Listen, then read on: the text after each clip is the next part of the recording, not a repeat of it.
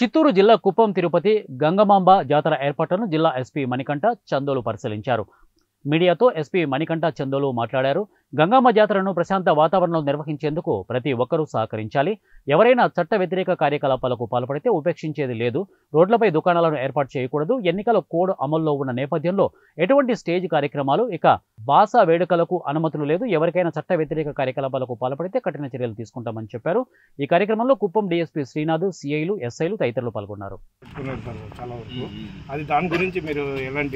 దానికి token system అనేది మనం పెట్టుకుంటున్నాము. ఎవరైతే ఉంటుందో అంటే టోకెన్ మనం ఇస్తాము, వాళ్ళ చేతిలో మాత్రమే కత్తి ఉంటుంది. సో దానికి తగినట్లుగానే మనము వాళ్ళతో మన మెన్ డిప్లాయ్ చేసుకుని వాళ్ళతో మనము కంప్లీట్గా ఫాలోఅప్ చేసుకుంటూ ఉంటాము. సిమిలర్గా మనము కెమెరాస్ కూడా హై క్వాలిటీ కెమెరాస్ కూడా మనం పెట్టుకొని ఒక కంట్రోల్ రూమ్ని ఎస్టాబ్లిష్ చేసి దాని నుంచి కూడా మనం మానిటర్ చేసుకుంటుంటాము.